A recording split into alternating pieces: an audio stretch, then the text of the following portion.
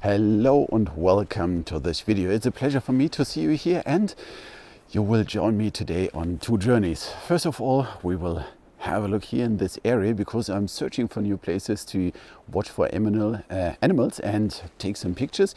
And the other thing is that I want to explain a little bit what happened with the Log4j shell, what happened with the SolarWinds Hack, why this is affecting us, and what can we do to protect ourselves against all these cybersecurity reasons that are coming now against the supply chain. So if you're interested in this, then you are right here. By the way, my name is Sven Ruppert. I'm from Germany and developer advocate for JFrog, specialized on DevSecOps.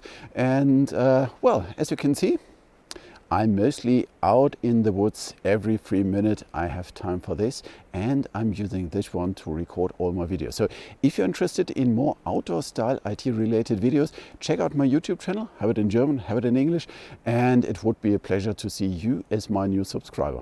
And if you don't want to see anything about IT in the woods, then check out my bushcrafting channel. It's just relaxing stuff. Okay, so now enough. Let's start. Okay, what's happened in the near past? We had a disaster with Log4j, and it was from 0 to 10, value 10 CVSS score, but wasn't CVSS score. If something is really critical and they give CVSS 10, that means that the common vulnerability scoring system is at its maximum. So, but what isn't CVSS? Just in short words, CVSS is a common vulnerability scoring system, and the common vulnerability scoring system is something to describe in a very generic way how critical a vulnerability is. And it's based on different metrics. These different metrics are, can you just exploit the system over the network, or do you need physical access? Do you need the knowledge about a system user, or can you just exploit it in a way that's if you have just access over TCP/IP?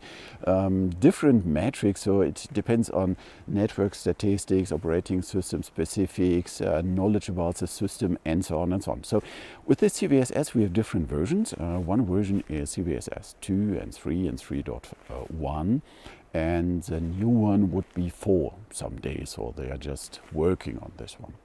CVSS itself is based on metrics, and the thing is that the score itself is a generic description, and this generic description must be mapped to your local environment. For this you have the environmental metrics to map this one to your own system. But if someone is talking about a value of 10, means it's the maximum, because CVSS values are in general between 0 and 10. 10 is the maximum.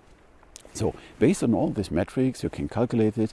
It's a little bit too much to explain it here in this talk, but if you want to know more about the CVSS values, go to my YouTube channel. I have a talk there about CVSS Explained, so I'm going through all these dedicated metrics and explain a little bit what it is. So, but having something with a value of 10 is really rare, and it's, I don't know how many vulnerabilities have they score already in the past, but it's a disaster. So the next question is why this is so critical. What's now the critical thing with this vulnerability? So we are talking about an open source library, and it's called Log4j. And Log4j is a logging library, and it's widely used since, I don't know, 10 years or longer in so many open source projects and products. Log4j itself is open source, so everybody has access to the source code, and it is surprisingly that since so long time this vulnerability is inside this Log4j API, but it's just found now and not years ago. So what happened with the vulnerability itself? So logging itself is just an easy thing. You are getting some strings and you're writing it some log files or some other part you want to have. It could be a queue for MQTT, it could be whatever. So you're pushing this message out. So you're logging it, you're grabbing strings, you're processing it a little bit, and then sending it to somewhere where you want to store it. It could be database, file system, whatever. So far so good, but there was this functionality that you had the possibility to go over JNI, this native interface, and to go here in a way that you can misuse the message that is pushed to this logging API. So normally you would say, okay, if I'm getting a string, I try to prevent myself against something like a SQL injection. So a SQL injection is a common vulnerability in a web interface where you have fields, you are sneaking in with some SQL snippets and try to modify the action that will happening. The Log4j shell is something similar. So you could send a string with an address, and this address will be used or interpreted to load something. So it's possible to load code from another place and start with the execution itself.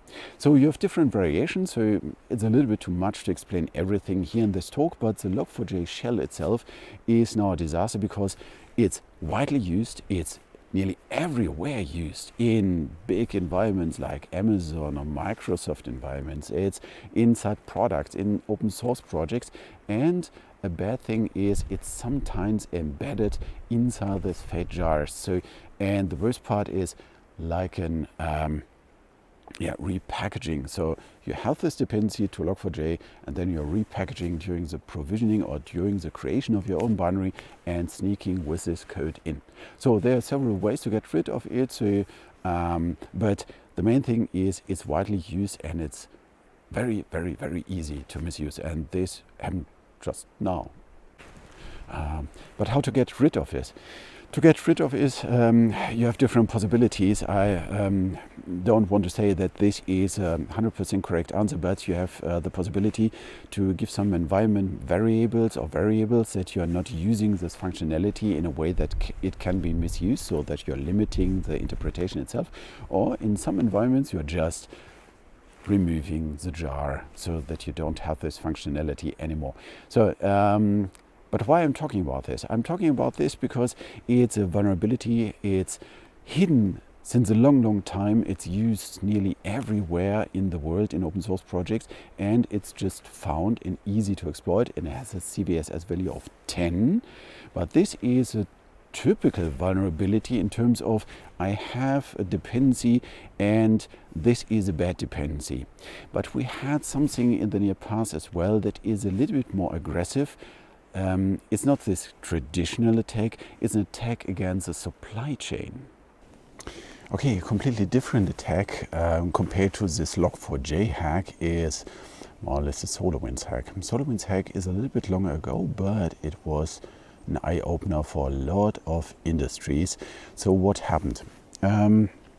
First of all, I want to explain a little bit what SolarWinds is. SolarWinds is a company that is creating a product called Orion Platform.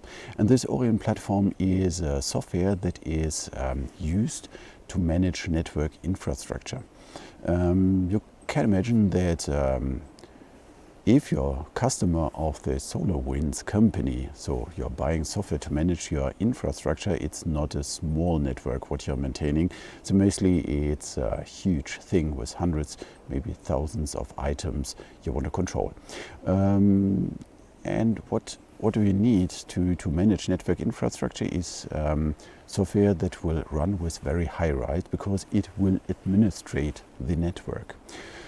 So that's more or less the Orion platform, but SolarWinds have, I think, around 300,000 customers worldwide. Imagine that every customer will have huge networks they are controlling and managing with the software. So we are talking about an enormous amount of servers that are managed directly or indirectly by the platform called Orion from SolarWinds. And so what happened here? What happened is that this hacker group, they didn't compromise, or they are not there to steal data. They didn't want to encrypt stuff to get money from them. They're not going to the customers because they have this software installed and there is a weak part of it. No, they broke into the company SolarWinds itself, And then the target was a CI environment. So the CI environment was then compromised in a way that every binary that was created, so every new update, release, whatever, will be compromised in a way that additional binaries are melted in, so that after every CI run, the binary is compromised already. The next step is that SolarWinds will have this automatic update mechanism, because it's convenient and updates must be pushed as fast as possible to the customers. And exactly this was used here as a multiplicator. So SolarWinds got hacked, the binaries are compromised. Then with this automatic update mechanism, this compromised binaries was pushed to all of the customers. And in, I don't know, a few days, they infected more than 15 or 20,000 customers. Every customer, it's not only one server. We are not talking about 20,000 servers. We are talking about 20,000 networks. And this was a disaster, because this SolarWinds binary, or this hack, slept for 2 weeks, and then it starts reloading binaries from the internet.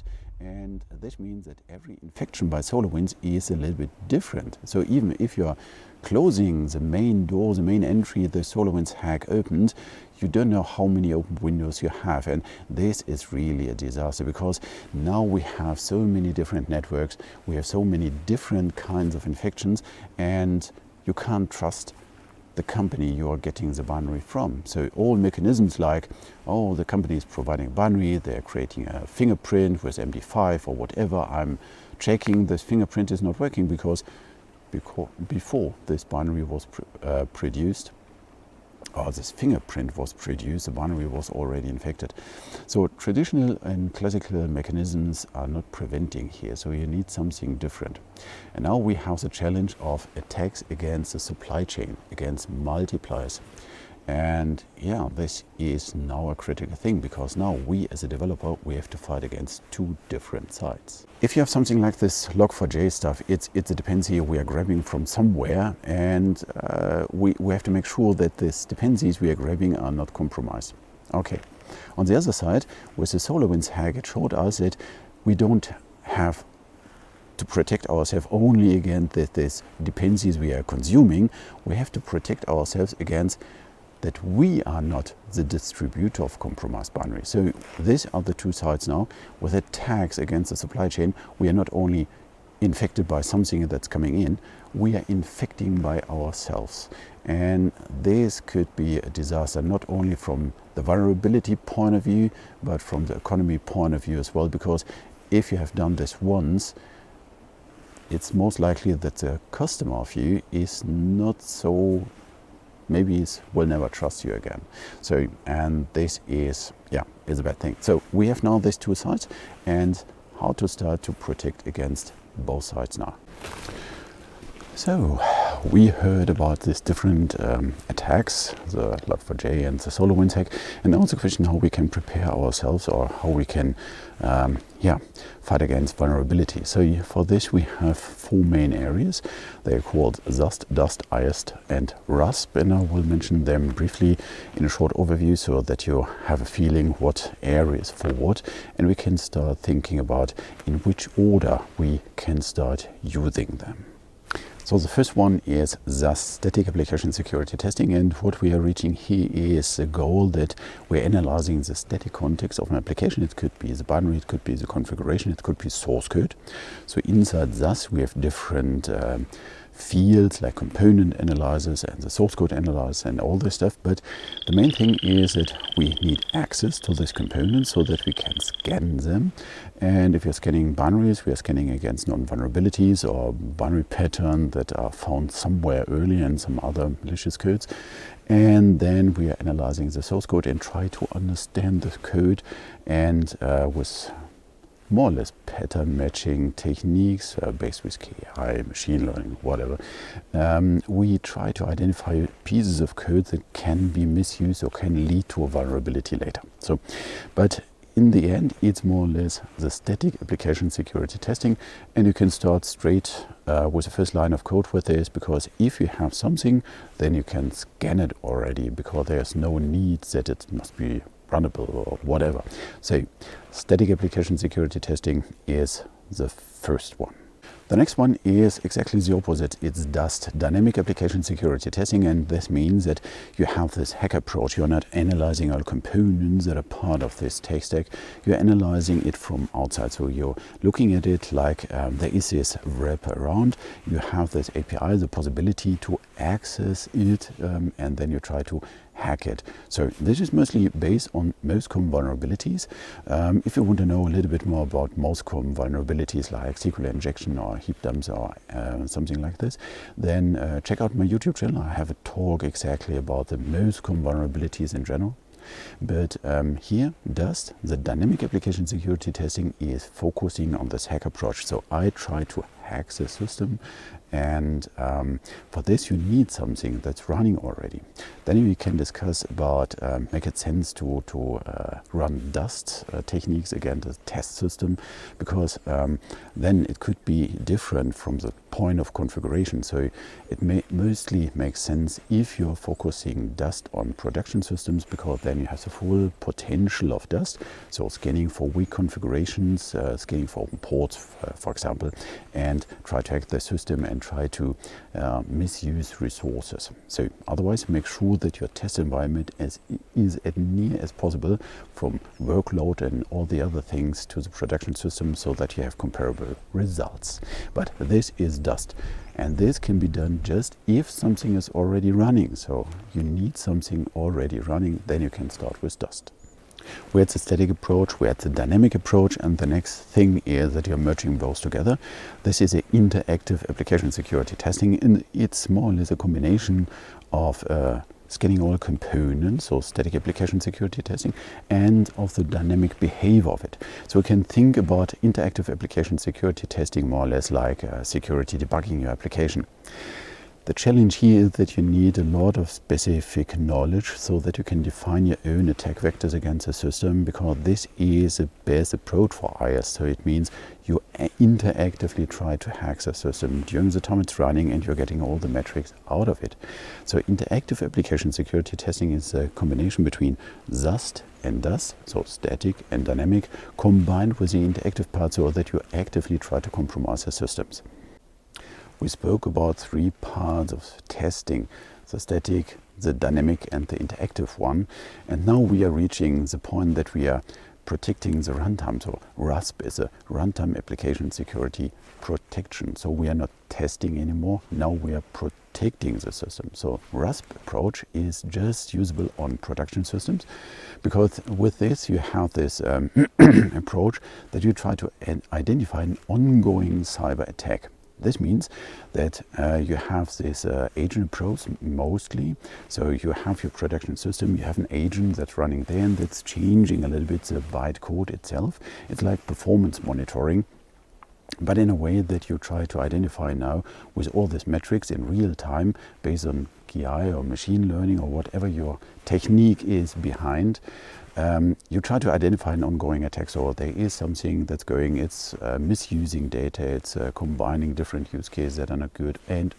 So it's quite a complex topic, and it's a growing topic, definitely, for sure. It's very good to identify an ongoing unknown attack to prevent, and then you have two modes. One mode is just to monitor and alert, and the other mode is that you can just shut down the attacked system immediately. So RASP itself is a very good technology if you have all the previous steps done. So it's something that's protecting your active production system. Okay, after all this information about the four main areas of cybersecurity or protection mechanisms, the first question is, if I'm just new to this topic, should I focus on all of them or just on one, or what is the right order to start with? Let's start with RASP. Should I start with RASP? No, definitely not, because RASP is just the last wall of defense. It is protecting your system against ongoing attacks, but then you have an attack already, and it's good if you're preparing first against all the known vulnerabilities and all the weak points you have in your application. So RASP is definitely not what you should start with. RASP is a very good add-on if you have done previous things to harden your system already. So the first idea would be, if it is not RASP, then I could start with interactive application security testing, because it's merging all the other approaches. Yes, for sure, but if you're new to this topic, it's most likely that you have no chance to really modify your own attack vectors against the system. So for this you need very high-skilled people in this area of cybersecurity, so to understand the tools, to use the tools in the right way. So make it sense to start with IAST? Definitely not, because this is just an evolution of the previous SAST and DUST approaches. Should I start with DUST? DUST is dynamic application security testing, means you need something that's already running, and it should be something that is as near as possible at production. So it makes no sense to start so late in your production pipeline with security testing, because then you have already done so many things, and if you find out that you have to change a library or you have to recode some stuff, then it's definitely too late. So DUST is definitely the second step you can start with, but definitely not the first part. After we excluded all the other three, there's only SAST available for the beginning. And yes, should I start with SAST in beginning? Definitely, because it's first of all the easiest approach, second it's the earliest approach, and third you have a lot of tools available that can help you immediately with starting with SAST. So you have different ways to start with SAST, but SAST is definitely the easiest and fastest way to start, and it's the earliest way to start. So this is definitely my recommendation if you're new to this topic, cybersecurity, focusing first on SAST approaches. I found a new spot for the next scenes, and I really love this environment. It's just unbelievable. It's nobody here. It's the forest is just growing in a way it wants, and nobody is just maintaining it or cutting trees or whatever. It's just growing. Perfect. I love this forest. But now, next step is, if I should start scanning, what should I start scanning? SAST is the thing you should focus on if you're starting with cybersecurity or cyber defense. And this means scanning of all components, but what makes sense to scan. So make it sense to scan your source code first. To say the truth, I wouldn't start scanning my own source code, because if you are looking at all this stuff, what you have, then the source code is first of all a tiny piece, whole stack. And the other thing is the static analytics of the source code try to guess the semantic of the dynamic behavior. And to say the truth, the tools are more or less good, but they are not good enough right now. So they are still under development. And I would recommend not start scanning with the source code, your own source code. I would start scanning binaries. Okay, I mentioned it already, you should start scanning binaries, but why? So for this you have to check a little bit the proportions between all the pieces you're doing. So if you're writing your own code, even if you have a few 100,000 lines of code, compared to the dependencies you're adding to the project, mostly in the most projects, the lines of code you're adding as a dependency is way bigger than to what you are writing by yourself. Next step is, if you're going to the operating system, for example, you're using a Linux, the most likely is that you are just adding a few configurations, and the rest of the operating system is a binary. It's like a dependency, is something you are using, not producing by yourself. Same with Docker. If you're now running inside a virtualization environment, you're configuring it, and if you're looking at Docker, it even starts with a from statement. So it makes no sense to scan the stuff you wrote by yourself, but all the binaries that are included, and the same with Kubernetes. So if you're looking of the whole tech stack, then I really recommend start focusing on binaries, because this is the most dominant thing in the most environments I saw so far. So start scanning with the binaries, but what is a good tool, or what is a requirement for a good tool? What is a requirement for a good scanning tool? So I mentioned it more or less already. So if you're looking at one dedicated layer, we have just one thing that we are scanning, but vulnerabilities are in all layers, so in the application layer, in the operating system layer, in the virtualization layer, and so on and so on. So with every wrapper you're adding to your application or to your tech stack, you're adding more vulnerabilities, because there is no way to remove vulnerabilities with an additional layer. You can just add 0 vulnerabilities or more. So for this means, if you're focusing with a tool, with a binary scanner just on one layer, just for your application, let's say your Maven dependencies, and you are ignoring all the rest, then it's a bad choice, because a binary scanner must be able to understand the full impact graph, so all layers, the whole tech layer, and must be able to scan all tech layers, so that you will have a full overview of all vulnerabilities and possible combinations in your whole tech stack, because this is what an attacker will see, more or less. If he's attacking the system, he's not attacking one single layer, he's attacking the whole system. And it means a good binary scanner must be able to understand all layers inside your application. So I mentioned that scanning binaries makes most sense because it's the most dominant part, but what's the right time to scan these binaries? First question is, make it sense to scan binaries in production? Well, if you're scanning binaries in production, you have an additional tool that will have access to production environment, and you should reduce the amount of applications that can modify or access production.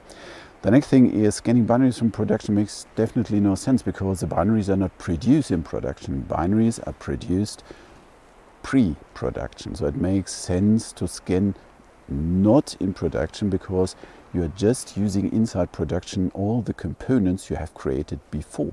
So scanning in production makes no sense for binaries. Another part where you can scan binaries is pre-production. It makes sense to scan binaries before it's pushed to production, because then you can verify if everything's right and it's never reaching production, and you're limiting the tools that are accessing production. So it means scanning binaries before. And what's the right time to scan binaries? Well, immediately after they created. So it means, or if you are using them, so it depends. If you're creating your own binary, it makes sense to scan immediately after you've created the binary itself. The next thing is, if you are creating a binary, so you are accessing binaries from outside, it makes sense to scan them before you're using. So long story short means, if you have dependencies, it makes sense to scan dependencies before it is part of your project. So it means you should start scanning binaries at a place where it's stored before you have access on it, more or less. So it means we have to think about what's the earliest way and what this term shift left means. But scanning binaries as early as possible, immediately after you created them, or just before you're using them. Scanning as early as possible means that you should do it early inside production, and this term that is used around this one is called shift left. Shift left means that you are pushing as far as possible to the beginning of the production of your code, your environment, your application, and the earliest possible point would be for a developer straight inside the IDE. So yes, it makes sense to push every scans in the IDE, because if you're adding the first dependency in your project, it would make sense to see immediately inside your IDE if you have some vulnerabilities. If you have done this inside your IDE, the next step would be scanning inside the CI environment to make sure that it is a security gateway. So 2 things I want to mention. First of all, shift left is a term you should search for to read more about it. And shift left means as early as possible. Inside the IDE is perfect, but to make sure that everything is really scanned inside the CI environment makes sense as well. So inside the IDE and inside the CI/CD environment. What do we learn from the SolarWinds hack? First of all, we learned that we should be aware of binaries we are consuming. Think about the log4j stuff. So it's just a dependency, it's a logging API, but it has a CVS as of 10, and it's really able to compromise the whole system. And same with SolarWinds hack. So make sure that you're not consuming compromised binaries. So that's one thing what we learned. We have to protect against consuming compromised binaries. But on the other side, what we learned is that with the SolarWinds hack and attacks against the supply chain, we have to make sure that we are not distributing binaries. And this is by far even worse. So not only using compromised binaries so you have damage on your side? No.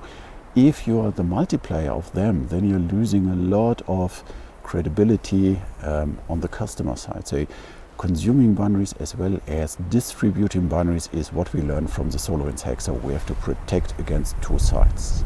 Based on the SolarWinds hack, there was this executive order of cybersecurity, and this was given by Mr. Biden, the US president.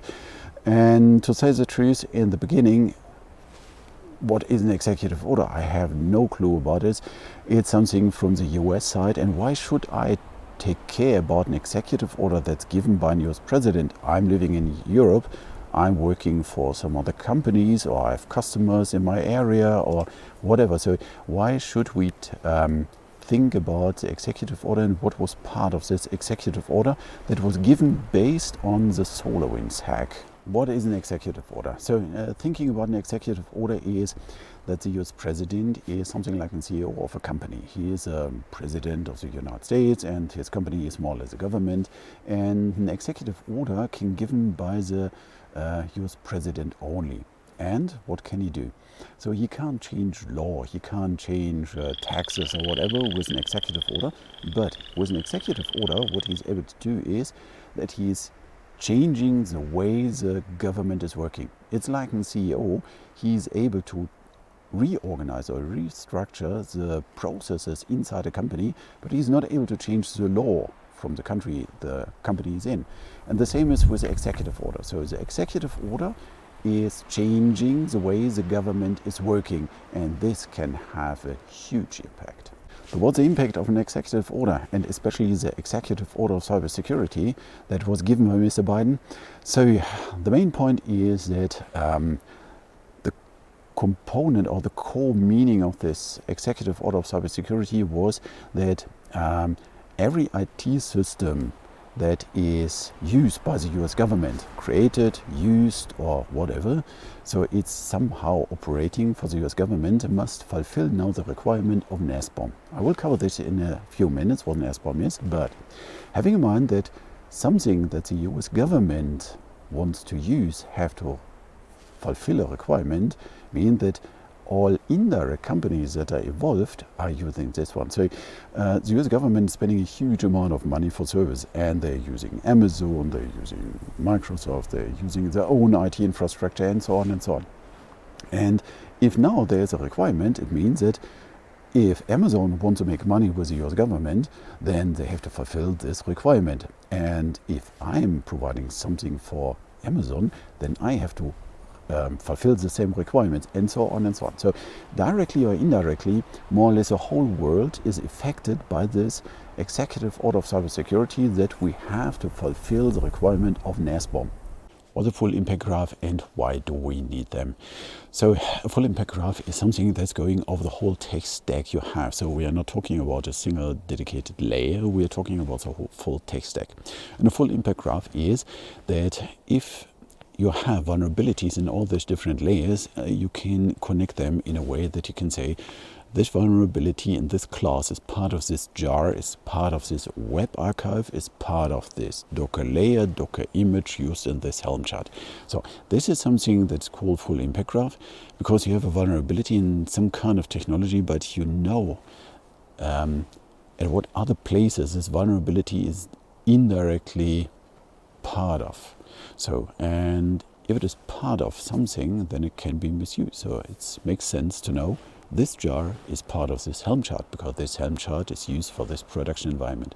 So this is a full impact graph, and we need this because with this we can analyze all different attack vectors that are available.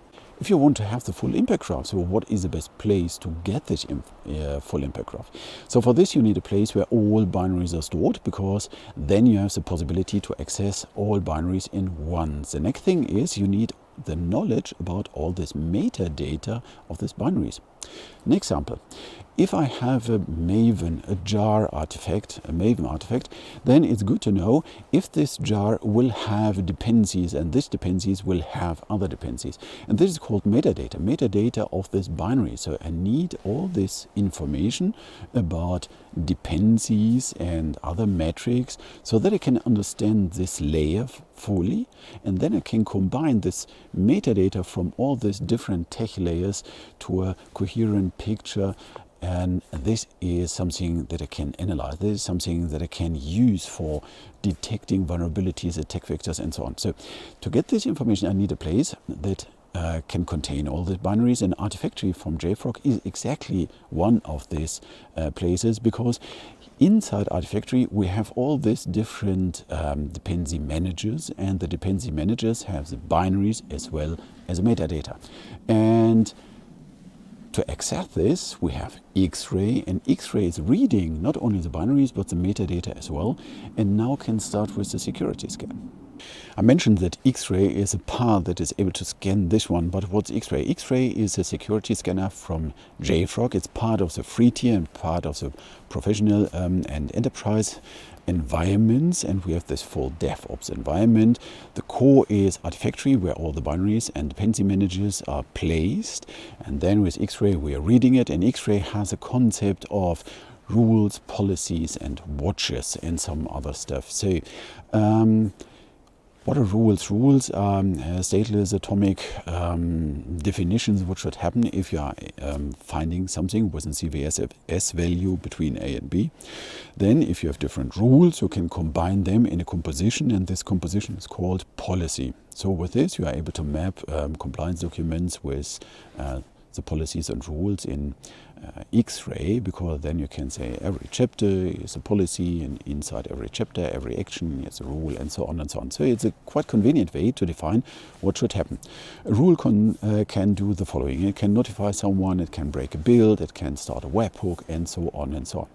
With the possibility to start webhooks and our REST API, we are able to have this dynamic workflow. So there's something found, it will trigger something external. This external tool is coming, reading this data, doing something, and so on and so on.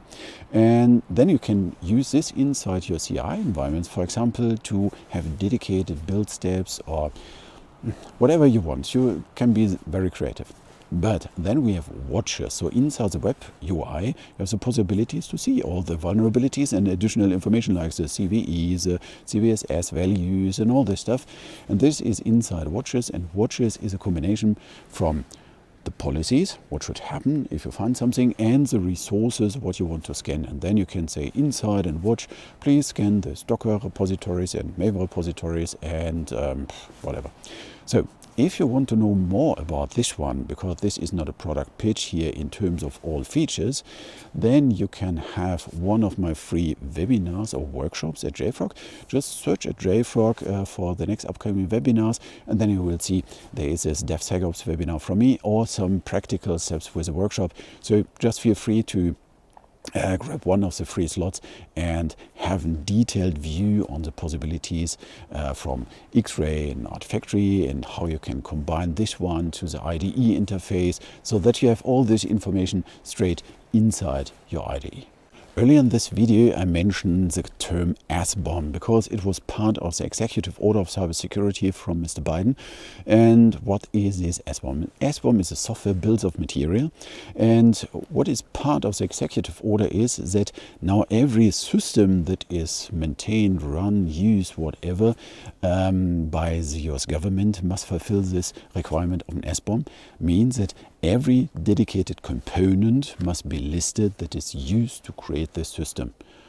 And this is huge. Imagine you have some service at Amazon, and the US government want to use this service at Amazon.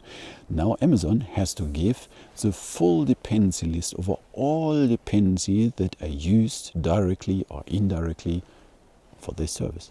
And now you can imagine what this means. So every product, every service, everything that's used by the US government, and this is a huge amount of services because they're spending a lot of money every year, then everybody has to fulfill this SBOM, and all third-party components has delivered this SBOM as well if they want to be part of this project, and so on and so on and so on. And this means something is happening in US and I'm in Germany, has to create an SBOM because my open source library is part of this service and I want that this is used and not removed.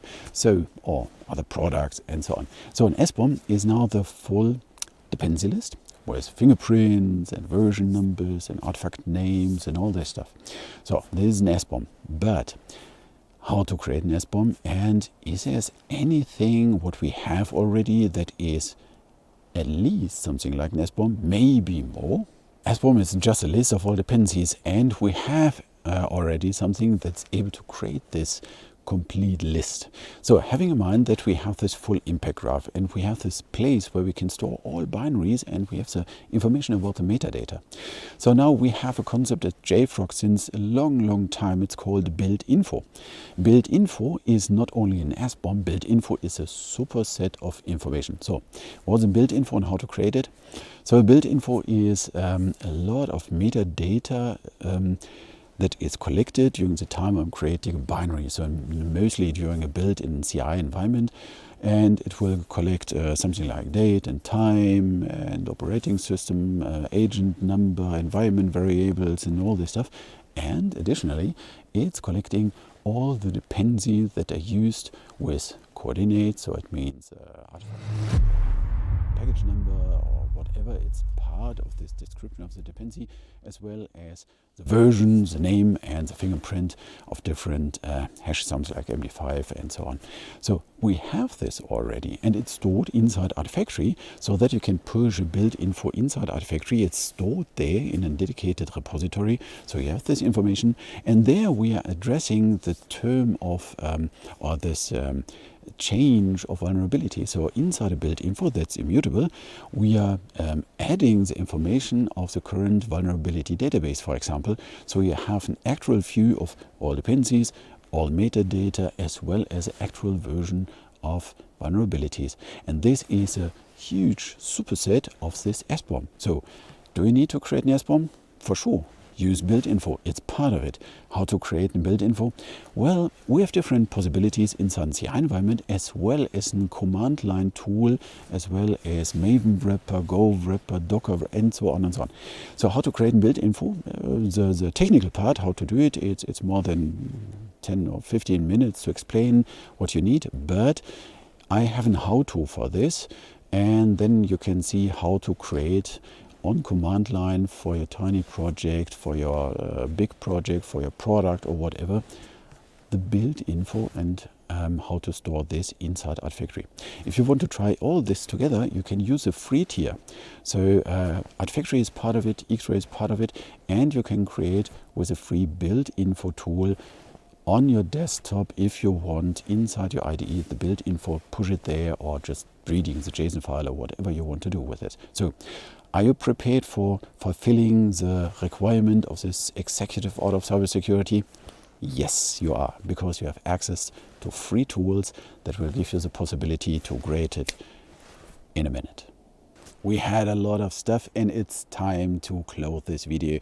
So it was a pleasure for me to see you here, and it would be really nice if you would try all this. If you want to try it, just register for my free workshops, or if you have a Java user group, a media group or whatever, just invite me and I can give you virtually or maybe in person, depends a little bit on the COVID stuff, but I can give these workshops inside your community. So feel free to contact me. The best way to reach me is Twitter, LinkedIn. If you want to see more stuff, connect via YouTube, and it would be a pleasure for me to see you as my new subscriber. So you're more than welcome to be part of my social network. And yeah, if you have any questions, feel free to reach me, ping me via media that is suitable for you. Don't use email. Email is a mess by me. So please use something, but no email. Otherwise, yeah, it was a pleasure to see you here. I hope you enjoyed it. Give me a thumbs up, a good vote or a star or whatever is possible here. And then I say thank you, whatever time you are watching this. Have a nice day. And the last thing I can say, stay safe and see you.